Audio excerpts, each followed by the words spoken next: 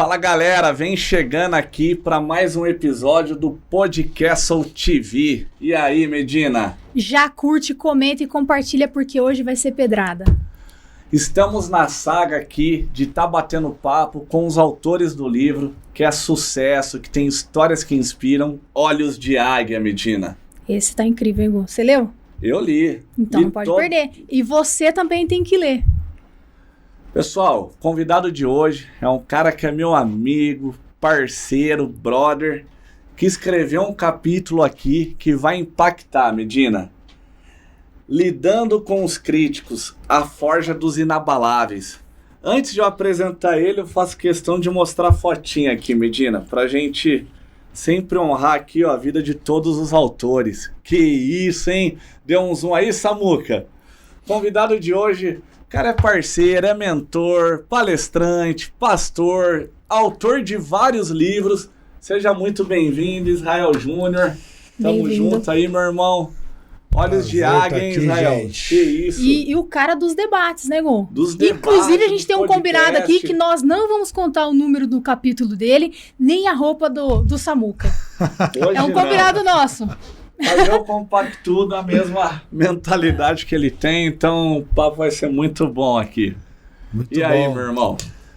Prazer estar aqui, Gustavo, Medina, vocês são top. Esse podcast aqui que tem trazido tanta gente boa, né? Vocês me apresentaram, acho que o pessoal ficou com medo, né? O cara dos debates. Mas é para crescer na graça e no conhecimento. Mas uma honra estar aqui, uma honra ter participado também do Olhos de Águia. Esse livro que tem histórias inspiradoras, impactantes e que tem alcançado aí vidas, né?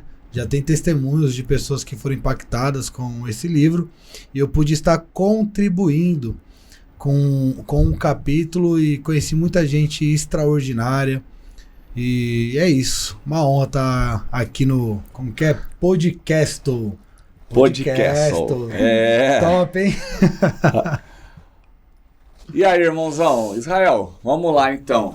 Eu Bora. sei que a maioria dos capítulos que tem nesse livro, que de fato, galera, é um livro sensacional, porque são histórias reais, então não é histórias de ficção, aquelas histórias com frases de efeito para levar uma mensagem bonita. Muito pelo contrário, são histórias reais de pessoas que passaram pelo deserto, e que a grande maioria, ou acho que 100% dos autores desse livro, falam que através da fé de Deus que tiveram a sua vida transformada. Mas o seu capítulo em especial, ele é um pouco diferente da maioria dos capítulos que estão ali. Porque você traz um assunto real, acho que é um assunto que tem que ser debatido aí nos dias de hoje, e o que você levou ali na palestra do evento de lançamento. E você falou uma frase que eu falei, pô, isso é verdade, eu nunca tinha parado para analisar daquela forma. A gente sempre fala que Golias, sempre ouvi falar que Golias era um gigante, mas em nenhum momento eu vi escrito que Davi chamou Golias de gigante. Exatamente. E ele falou ali que a força que Deus colocou nele fez ele enfrentar vários gigantes. Outra coisa que eu gostei muito, pô, que você falou ali, eu falei, pô, Israel tá levando a mensagem. Que antes de Davi arrebentar com Golias, ele já tinha vencido ursos e leões. Então, quem era Golias para quem enfrentou o Mufasa lá do Rei Leão, pô, entendeu? E é sobre isso, irmão. Então, conta para nós aí a mensagem que você está trazendo nesse capítulo, mas eu gostei demais lá da apresentação e da mensagem que colocou a galera ali para refletir. Perfeito. Eu entendo, Gu, Medina, que...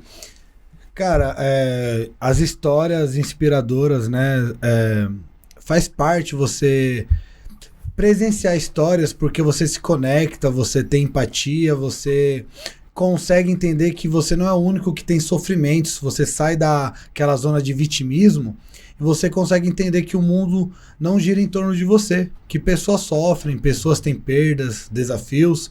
Então esse livro ficou extraordinário, mas como tinha várias histórias... E eu já tinha escrito a minha primeira obra, Quem é o Gigante da História, onde eu enalteço ali o Senhor Jesus, falo sobre a soberania de Deus, exatamente não tratando Golias como gigante, mas Deus como gigante. E ali eu narro muito coisas da minha vida, minha história. Eu quis trazer no Olhos de Águia essa questão de lidar com os críticos, né? Que, na minha opinião, é a forja dos inabaláveis. Porque hoje se fala muito de crítica. E quem aqui nunca falou assim, posso fazer uma crítica construtiva? Ou ouviu? Só vou fazer uma crítica, mas é construtiva. Porém, eu acredito que é uma crença limitante, porque a crítica ela não constrói nada. A crítica ela só destrói. Diferente de Jesus, o maior mentor que já pisou nessa terra, e se você acredita no cristianismo ou não, fato é que Jesus ele foi um mentor. E ele sempre deu instrução. Ele nunca criticou. Porque o que é a crítica? Gu, o microfone está muito longe. É errado. Essa é a crítica. Você não deu a solução, você só focou no problema. Agora, a instrução é, Gu, o microfone está longe, não vai captar a voz. Traz mais para perto, que a sua voz vai ficar mais audível e o podcast vai ter mais qualidade. Olha a diferença. Você não quer que aquela pessoa que está te ouvindo seja parada, barrada. Você quer que ela avance. Então você está dando uma instrução. E hoje também tem muitas pessoas que não viveram e querem ensinar as pessoas a viver. Então tem muita gente hoje falando de empreendedorismo que nunca empreendeu.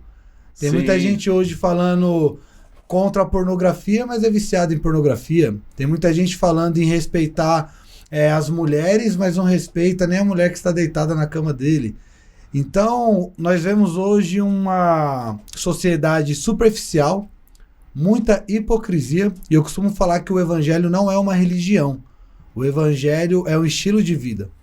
Fazer o sinal da cruz, ter um crucifixo, ter a Bíblia debaixo dos braços, ou abrir ela no Salmo 91 e deixar aberta lá, isso daí qualquer pessoa faz. Agora, viver o evangelho, uma proposta de vida, um estilo de vida, é o grande desafio. Então eu busquei trazer essa perspectiva, e dentro dessa perspectiva, trabalhar modelando os ambientes aonde você frequenta, as pessoas com quem você se conecta e desapegar de coisas, né? Então, nesses 3 aspectos que eu trabalhei a questão da crítica, quebrando essa crença limitante que é a crítica construtiva, que não constrói nada. Só destrói, só para deixar o outro para baixo. Exatamente. E aí, Medina? Eu compartilho desse pensamento, acredito que a crítica é sempre uma crítica, senão você dá um conselho, entendeu? Então, Perfeito. assim, o que vai ser construtivo ou não é como você reage à crítica. E aí é uma decisão sua, e eu acho que essa é a autorresponsabilidade que todo cristão tem que ter, né? Não é o que o outro te faz, mas é o que você faz diante do que o outro faz pra você. Perfeito. Porque eu acho que tem os dois lados, né? Que eu acho que pesa bastante, inclusive a palavra de Deus diz isso, né? Que o ouro prova o ouro e a prata, mas é o Senhor que prova o coração do homem. Então, os elogios, ele é um laço, né? Então, eu acho que você tem que saber lidar com isso também, mas infelizmente muitas pessoas, elas estão prontas para atacar o seu trabalho, mesmo sem ter feito, como você disse aqui, mas elas nunca estão dispostas a dar um elogio sincero, né? Perfeito. Olha, você foi muito bem aqui e tudo mais, e aí eu acho que entra essa parte do conselho. Então, o Senhor nos diz o seguinte, que você tem que fazer todas as coisas com amor. Então, se eu tenho amor pela sua vida, eu não vou te atacar. A palavra de Deus, ela não pode ser usada para ser um ataque, né? Então, até por isso que ela é uma espada, né? E tem muita gente cortando vidas aí, sem manusear direito a palavra de Deus. Então, acho que as críticas no ambiente religioso pode ser danoso e com isso até mesmo acabar desviando pessoas do foco, que é a palavra do Senhor, porque o evangelho, ele não é uma crítica, ele traz você para o conserto individual. Então, acredito que quando você compreende essas verdades que ele está trazendo aqui no livro, sobre os ambientes, sobre tudo isso, é tudo com base bíblica, né? Então, reforçando aquilo que o nosso grande mentor já disse, né? O Senhor Jesus. E eu acho que esse é o papel de todos nós cristãos, né? Como sal na terra. Perfeito, Isso é importante as pessoas entenderem que tanto o elogio quanto a crítica pode nos parar, né? Então, nós temos que fazer essa distinção entre elogio e bajulação. Bajulação é eu falar assim, Gustavo, você é o meu mentor, porque eu só quero sugar ele, eu quero algo em troca. Agora, eu realmente ver nele um mentor, ver nele códigos que eu posso ter acesso e aplicar na minha vida, isso é plausível, honesto e verdadeiro.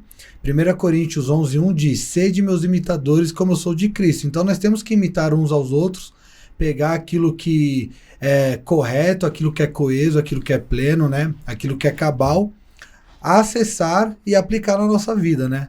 Já dizia o filósofo Immanuel Kant, é natural do ser humano copiar. Então a autenticidade não é você ser único. Eu acho que isso é meio utópico. Mas a autenticidade é você pegar, modelar para a sua realidade, ter acessos bons e trazer para a sua realidade. Agora é interessante também que as pessoas hoje, elas também não estão preparadas para a instrução por conta dessa cultura nossa, aonde a bajulação ela é desejada e ela serve como oferta como moeda de troca. Então as pessoas hoje, quando você vai dar uma instrução para as pessoas às vezes enxergam em você alguém chato, alguém taxativo, alguém que não ama, porque se ama tem que falar assim para tudo, tem que falar só o que eu gosto de ouvir, e isso não é o amor.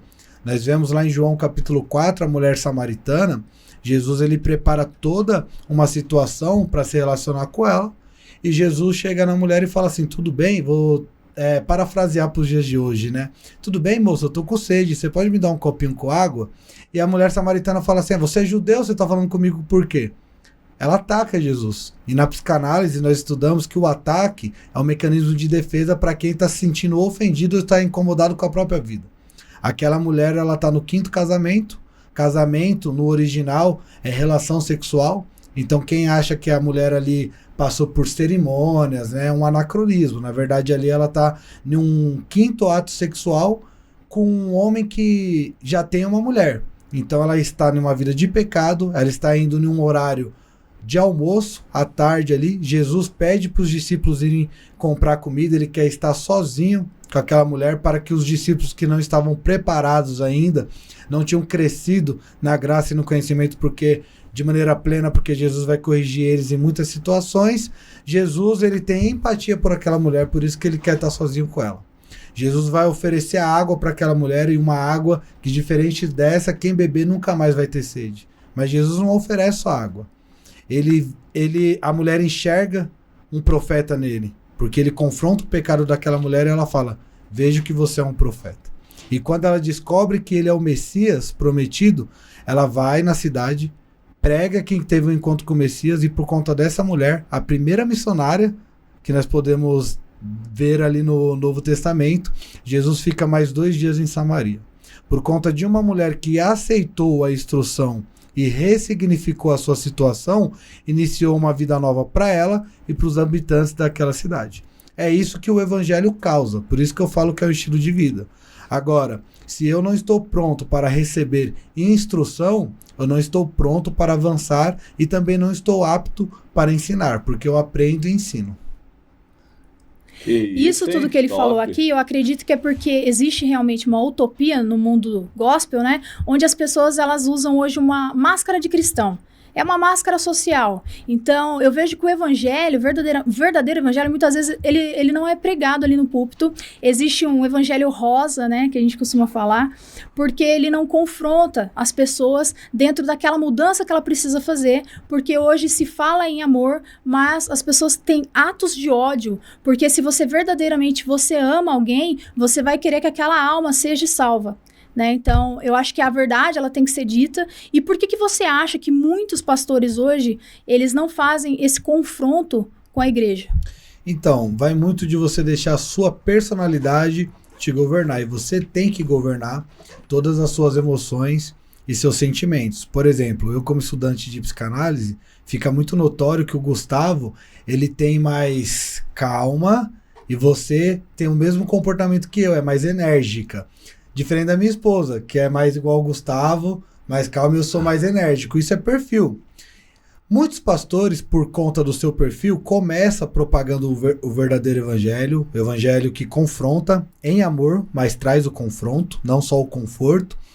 Porém, as pessoas, quando vê pessoas mais enérgicas, se assustam. E aí eu passo muito por isso. As pessoas falam, nossa, pastor, você tava com raiva pregando? Às vezes eu fico com raiva mesmo. Mas, nossa, você tava com raiva e tudo. E não é. É o meu jeito de falar, é o meu jeito de comunicar. Porque na psicanálise nós estudamos que tem 3 gatilhos que fazem alguém cair em si como filho pródigo e viver uma transformação, o constrangimento, o medo ou a dor. Então, por exemplo, eu também sou educador físico. Normalmente, quando uma aluna vem até mim, ela fala assim, professor, eu tô meio gordinha, eu tenho que emagrecer. Ela vem com um riso para disfarçar a tristeza que ela tá. Aí eu fico sério. Aí ela, nossa, professor, por que você tá sério? Aí eu falo, quando você se olha no espelho na sua casa, você dá risada ou você chora? Ela, eu choro. Eu falei, então por que você tá fazendo piada daquilo que tá te fazendo mal? Vamos levar a sério isso, você precisa emagrecer. Aí é um choque. Uhum. Ela se constrangeu. O constrangimento levou ela à mudança. Ou às vezes o medo. Acontece muito isso. Cara, sou pai, não tô conseguindo brincar com meus filhos. Sou avô, sou vó. Não sei se eu vou viver pra ver meu neto casar. Porque o médico falou que se eu continuar com essa diabetes alta, eu vou morrer. Então eu preciso emagrecer. O medo vai fazer ela emagrecer. Constrangimento, medo ou dor. Não aguento mais sentir dor na coluna, não aguento mais sentir dor nos joelhos. Eu quero andar, eu quero viver. Então eu preciso mudar. Então constrangimento, medo, dor. E Jesus trabalhou com esses três aspectos, né? Jesus foi o maior psicanalista, não existia esse termo, né? Eu tô fazendo um anacronismo aqui, mas só para ficar bem didático. Jesus foi o maior psicanalista que pisou nessa terra.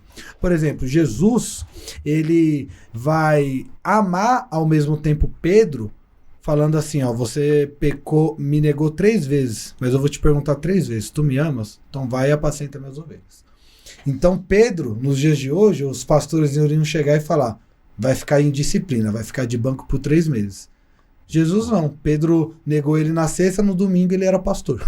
Então Jesus, ele está mostrando amor. Só que o mesmo Jesus que mostrou amor, capítulos que antecedem no Evangelho, ele vai olhar para Pedro e vai falar assim, Pedro, você falou bem, eu sou o Filho de Deus, o Espírito que te revelou, agora nós temos que voltar lá para Jerusalém que eu vou ser morto e crucificado. Aí Pedro, não, o Messias não pode ser morto e crucificado.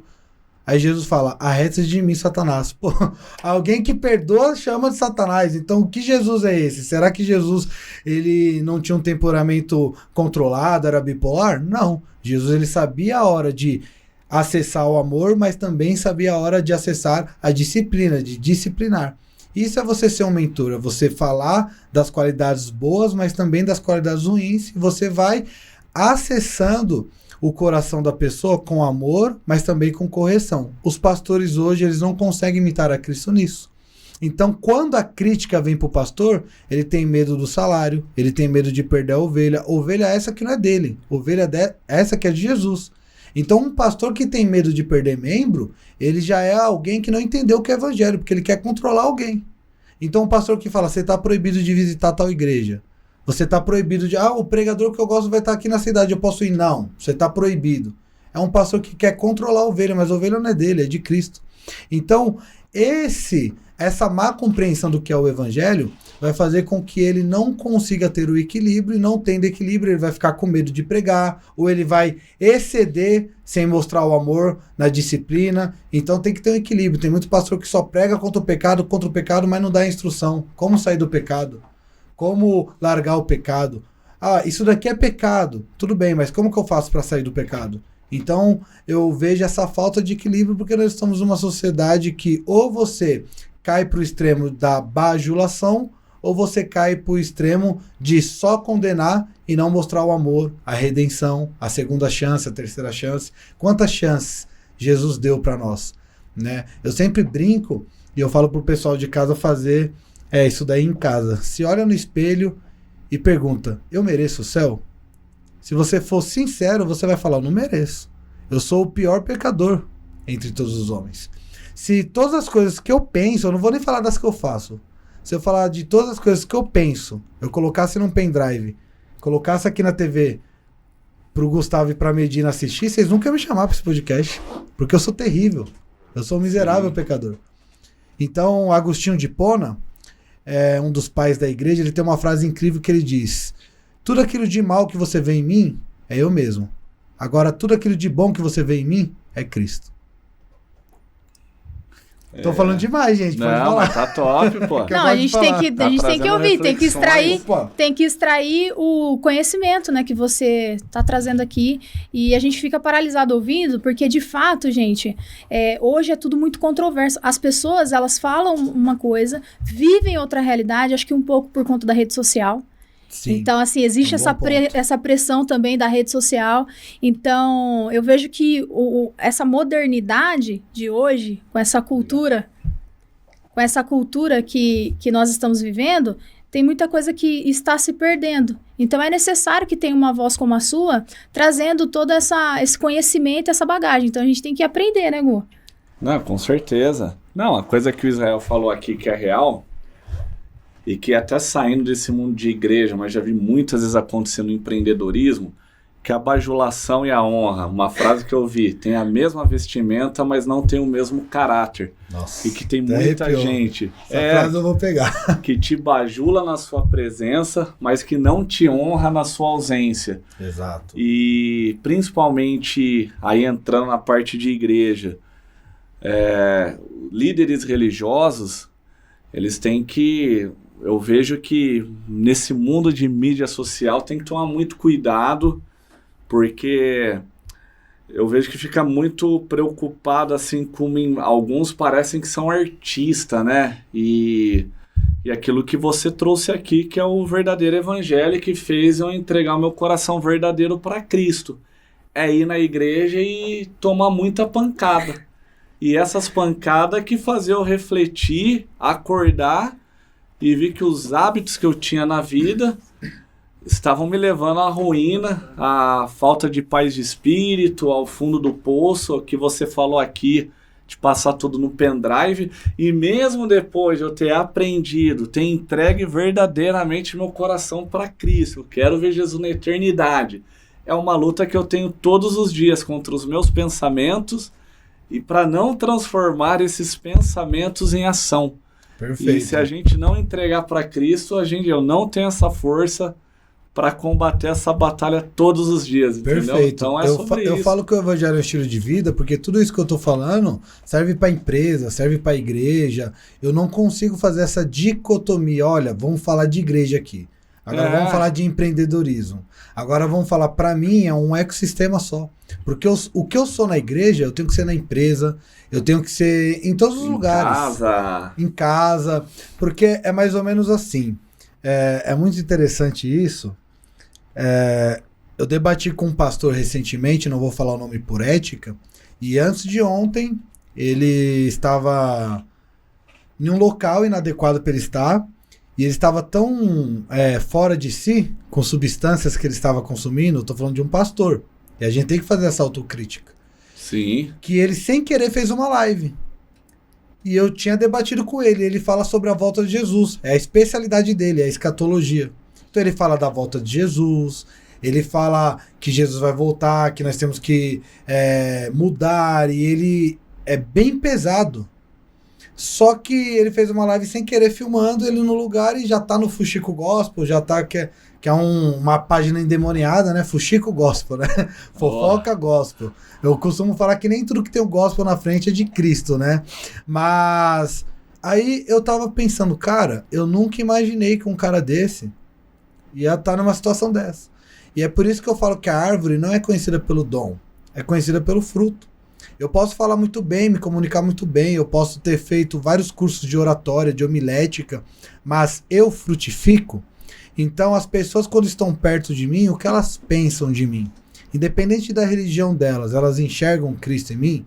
Porque uma coisa, tem uma história de Agostinho de Hipona muito interessante, que antes da conversão dele, ele era muito mulherengo, ele se deu à prostituição. E uma das meretrizes que ele se relacionava, pós ele já convertido, viu ele passando na rua e falou: Agostinho, Agostinho, Agostinho. E ele não respondeu. Ela correu até ele, cutucou ele, aí ele olhou para trás. Ela falou assim: você não lembra de mim? Eu sou aquela. E ele falou: pois é, mas eu não sou mais aquele. Então, até arrepia essa história. Eu gosto muito de Agostinho. Então, e um dos livros fenomenais dele é o Confissões, onde ele faz várias confissões de seu pecado. O problema é que as pessoas hoje querem passar uma imagem de perfeição. E aí é onde a Medina falou das redes sociais. E aí, muitas pessoas que usam esses influencers como referência, às vezes caem até em depressão. Eu costumo falar de ambientes por conta disso. Então, eu vejo lá no Instagram o cara em uma Mercedes, A esposa dele sempre maquiada, sempre linda e maravilhosa, parece que acorda sem mau hálito, sem o cabelo tá... Aí eu começo a olhar pra minha esposa e começo a falar, cara, eu não queria ter essa esposa, eu queria ter a esposa que o outro tem. Aí a mulher é a mesma coisa. O esposo chega em casa, cansado do serviço, Coca-Cola, barriga, calvície, que eu já tô chegando. Aí ela olha o cara do Instagram, bonito, dente branquinho, olhos claros. Aí ela olha e chega em casa e vê eu. Ela fala, não, cara, eu não queria isso daí, eu queria o cara do Instagram. Mas as pessoas não entendem que isso é uma mentira, que é tudo uma farsa. Que as pessoas que estão no Instagram também têm seus desafios, têm seus dilemas, têm suas brigas. No Instagram todo mundo com os filtros de hoje em dia é bonito, mas ninguém acorda bonito. Todo mundo acorda descabelado, com mau hálito. Não, fala pra ele que eu acordo bonito. Mas assim, nós temos que parar de ter as redes sociais como influência, nós temos que começar a ter Cristo como nossa influência. Então, eu lembro que quando eu era escasso nisso daí, uma frase que me acessou do Renato Cariani, o Renato Cariani falou assim, cara, se você não acha que a sua esposa tá com um corpo legal, faz ela ter um corpo legal.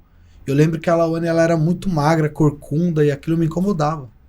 E eu ficava olhando para outras mulheres, comparando, pô, por que minha esposa não é assim? Por que minha esposa não faz dieta? Por que minha esposa não treina? Até essa frase do Renato Cariani, que eu nem sei se é cristão, que não é pastor nem nada, mas é um ser humano e Deus usou até a mula, né? Ele usa o que ele quer na hora que ele quer. E aí eu falei, cara, Deus tá usando o Renato Cariani. Essa frase, peraí, eu vou trabalhar minha esposa. Em vez de eu ficar comparando ela com outras mulheres, o porquê eu não vou fazer ela ser uma mulher que me agrada? E da mesma maneira ela, fazendo eu ser um homem que agrada a ela. E os dois crescendo junto. Então quando você sai da escassez, você começa a entender como você tem que levar a sua vida. E aí é o evangelho, é o estilo de vida. O evangelho, novamente eu falo, não é você ir na igreja de quinta, de domingo, você fazer carinha de triste, você fazer assim na hora do louvor. Isso daí é um culto onde você cultua com os seus irmãos. Mas lá em casa você está cultuando no seu casamento, na relação com seus filhos. Você assiste mais Netflix ou você lê mais a Bíblia? Qual é o tipo de leitura que você está fazendo? Quais são os vídeos que você está tendo acesso? Então, tudo você tem que entender como evangelho. O evangelho é o estilo de vida que você leva. Forte, hein? Israel chegando, Medina. Ele é firme, né? É por isso que eles perguntam se você tá bravo pregando, né, não, Gu? O pessoal pergunta, nossa, pastor, você estava bravo? Às vezes eu fico mesmo, mas não é sempre não. Não, mas é a mensagem que tem que levar mesmo. Eu acho que é importante o conteúdo que você traz nas suas mídias sociais, nos podcasts que você participa, nas palestras que eu já vi você ministrando, sempre falando de Deus, sempre falando de Jesus, mas batendo firme, passando a mensagem que tem que ser passada, principalmente, eu acho que no mundo de hoje, que eu acho que é um dos cenários mais hipócritas assim, da história da humanidade, onde as pessoas normalizam o pecado, a trairagem, o mau caratismo, e o americano que tomou um tiro agora na garganta lá, porque um outro falou que viu ele falando uma frase, e aquele lance, de vez de entender e entregar o coração para Jesus, ele alimentou um ódio por um cara que nunca fez nada contra a vida dele, nem conhecia, mas que, segundo eu li, ele ouviu uma frase lá e aí o cara decidiu matar. Então, assim, tem que combater o bom combate. Eu acho que não pode normalizar aquilo que está diferente do que está escrito na Bíblia. Essa é a tática do sistema do anticristo, porque eu não quero ser prolixo aqui, nem muito técnico, porque não é todo mundo que tem conhecimento teológico, mas lá em Apocalipse fala de duas bestas, e fala que a segunda besta, que é a futurística, vai imitar a primeira. Lá em 1 Reis, ou 2 Reis, no capítulo 10, vai falar que Salomão, ele recebeu 666 talentos de ouro. No capítulo seguinte, ele estava prostrado, adorando o Astarote, que era o deus das mulheres a qual ele se relacionou, e que Deus falou que não era para ele se relacionar. Então nós vemos Salomão ele aceitando 666 talentos de ouro. Será que esse número é sugestivo, é coincidência? E no 11 ele está se prostrando a outro Deus. A primeira besta ela já está atuando, a segunda vai dar continuidade a esse trabalho. Quando a Bíblia fala de chip na mão direita e na testa, muitas pessoas acham que vai ter um chip, que é literal, mas eu acredito que é simbólico. Se eu falar assim, Gu, a Medina é seu braço direito. Esse termo, a própria Bíblia lá em Atos capítulo 7 vai falar que Estevão viu Jesus à destra, à direita do Pai. Direita significa poder, né? É você ter autoridade. E mão direita, a ideia do anticristo, do sistema, está controlando as suas ações. E na testa está controlando os seus pensamentos. Então, se o chip, se a marca da besta fosse só assim, igual muitas pessoas pensam, você aceita o chip? Não. Fui pro céu. Não é assim, gente. O chip, a marca da besta já está atuando. E tem muitas pessoas que já aceitaram faz tempo. A partir do momento que eu aceito, a Bíblia fala lá em 1 João, quem ama o mundo e as coisas que no mundo há, o amor do Pai não está nele. E a gente cresceu ouvindo que o amor do Pai está em todas as pessoas, né? Só que a Bíblia é clara em falar, quem ama o mundo e as coisas que no mundo há, o amor do Pai não está nele. O chip, né, a marca, já está atuando. E essa marca traz escassez para as pessoas. Então nós crescemos, eu, por exemplo, cresci num ambiente totalmente disfuncional. Então a minha mãe, ela pagava o aluguel no dia 1, no dia 2 ela já estava preocupada e reclamando do aluguel do outro mês. Então eu cresci olhando a minha mãe tendo dinheiro como um problema. Meu pai já foi sempre muito mão fechada, avarento. Então meu pai tinha dinheiro, ele preferia gastar nos jogos, né, na jogatina, do que trazer provisão para casa. Então no meu pai eu já tive uma experiência com o dinheiro, aonde o dinheiro era um Deus. Então eu tive 2 exemplos de dinheiro horrível na minha família. Eu cresci com 18 anos, o que eu fiz? Cartão de crédito, comprei 2 Nike e sujei o nome. Porque eu não tive instrução para lidar com o dinheiro. O dinheiro foi um senhor, um Deus na minha vida. Porque o dinheiro, muitas pessoas acham que só se torna um Deus na vida do empresário. Mas a pessoa que compra e não paga, o dinheiro se tornou um Deus na vida dela. E ela não sabe. Então ela olha o capitalista, o dono da escola de inglês, demoniado. Por que você não dá o dinheiro para os pobres? Entendeu? Vê os empresários como um demônio. Só que tem muito empresário propagando o evangelho com palavras e com ações, mais do que aquele que é pobre, que pega o dinheiro em vez de produzir, frutificar, porque a Bíblia fala de plantar e colher, ele gasta o dinheiro ao invés de investir o dinheiro. O dinheiro está sendo um Deus na vida dele do mesmo jeito. Então, eu cresci num ambiente totalmente escasso. Eu não tive um aprendizado de ler livros, eu tive que desenvolver isso modelando em outras pessoas. Eu sempre objetifiquei a mulher, eu tive que entender que a mulher ela não deve ser objetificada, ela deve ser respeitada. Eu sempre me aproximei de pessoas querendo algo em troca, mas nunca dei algo para essas pessoas, então eu só queria colher, mas não queria plantar. Então eu fui uma pessoa extremamente escassa. E a maioria das pessoas da minha família são assim. Então eu tive que escolher. Eu faço igual todas as pessoas, a minha família é minha mãe, minhas irmãs, meus irmãos, meu pai, ou eu amadureci e falava, minha família é minha esposa e minha filha, o resto se tornou parente. E é duro falar isso, porque tem homens hoje que tratam a mãe melhor do que a esposa, e tem esposas hoje que tratam o pai melhor do que o esposo. E não sabe entender que o pai e a mãe se tornou um parente. Família é homem, mulher e a sua prole, biblicamente falando. Deus fala para Abraão, sai da sua parentela. Aí Abraão, mas o Jó, meu sobrinho. Não, Ló. Mas o Ló, meu sobrinho. Eu vou trazer ele. O que aconteceu lá na frente? A mulher de Ló dando problema. Estátua de sal. Ou seja, era para Abraão ter levado Ló? Não era. Aí lá na frente tem que desconectar. Desconectou lá na frente, mas precisava passar por todo esse turbilhão. Deus falou, pega você, a sua família e vai. Ele pegou o parente. Então, quando você vai pegando esses códigos, tendo acesso a esses códigos, você vai aplicando na sua vida, você amadurece e as pessoas começam a te chamar de radical, de extremista, de chato, mudou, só porque tá indo pra podcast tá se achando, ai, trocou de carro, o nariz empinou, mas não é porque você saiu da escassez. E quem pega no seu pé é porque não tem coragem de pegar na sua mão. E a vida segue, entendeu? Não quer mudança. Não quer agir pra mudar. Vai ter que ficar pra trás. Nossa, mas eu cresci, eu estudei com ele desde pequenininho. Tá bom. Vai ter que ficar pra trás. Doeu muito pra mim, por exemplo, na área da educação física. Eu olhava pros personagens e eu falava, cara, eu tô falando de Jesus, mas o cara tá falando de trair a mulher, de um monte de coisa que não tem nada a ver. Ah, mas a pessoa cresceu comigo, a gente estudou junto, a gente trabalhou junto. Eu vou me desconectar. Ou vem pra onde eu tô indo, ou fica aí parado, estagnado. Nossa, mas aquela pessoa é da sua família, gente. Nossa, seu primo, sua prima, seu irmão, fulano, beltrano. Pensa igual eu? Tá andando igual eu? Tá indo pra onde eu tô indo? Não tá. Eu vou me desconectar.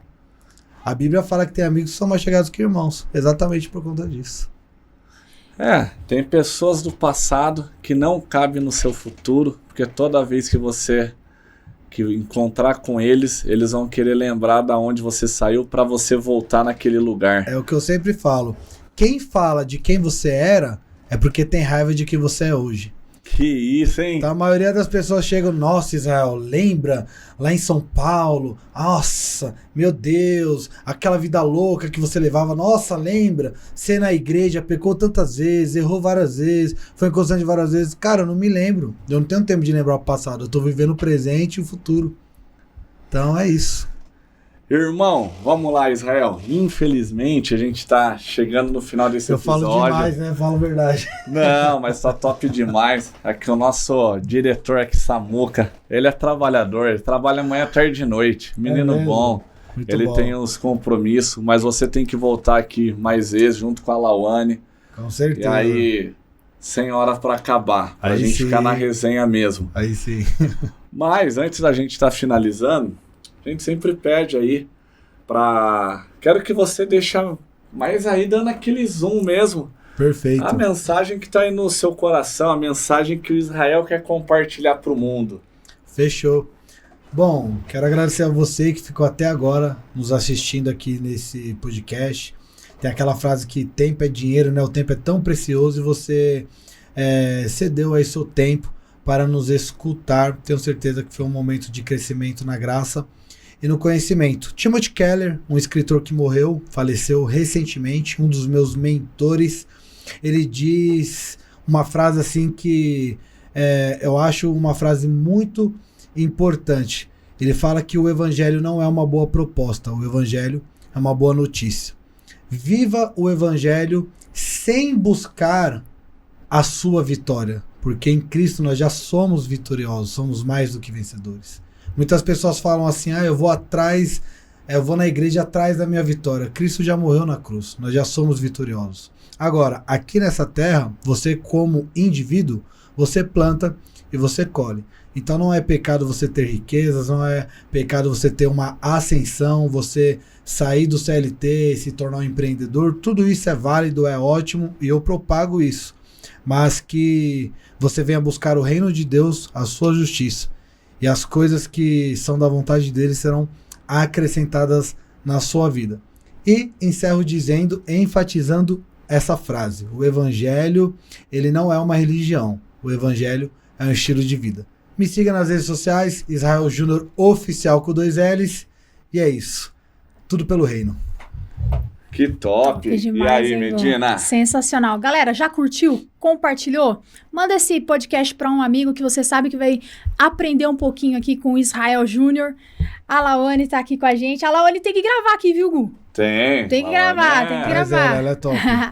Tem a palavra também. Galera do Spotify, muito obrigado por nos acompanhar. Siga-nos na nossa rede social e já deixa um like aí pra ajudar, coloca um comentário, deixa uma pergunta. Quem sabe o Israel não volta aí pra responder umas perguntas, que eu fiquei com muitas dúvidas agora, viu, mano?